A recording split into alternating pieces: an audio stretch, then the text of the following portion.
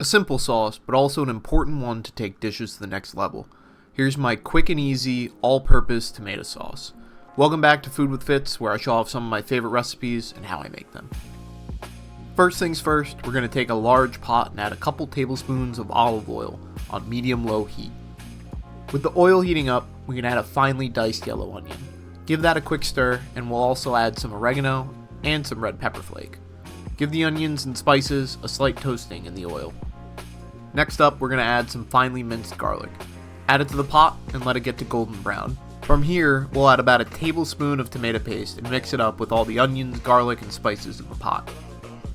Now it's finally time to add the tomatoes. I'm using about 3 28-ounce cans. 2 of them are whole peeled tomato and 1 of them is crushed tomato.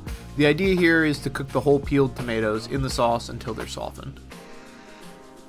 So in order to soften those tomatoes, we're going to up the heat to medium-high and bring the sauce to a rapid simmer. After about 10 to 15 minutes, take your immersion blender and blend the softened tomatoes. This is where you can adjust depending on how chunky you like your sauce. Following that, adjust your heat to have the sauce sit at a slower simmer. Finally, it's time to add your salt and pepper to taste. This is where you can add some fresh basil if you have it. Sadly, I didn't have any for this batch. After another 10 to 15 minutes, I like to add a tablespoon of unsalted butter to the sauce.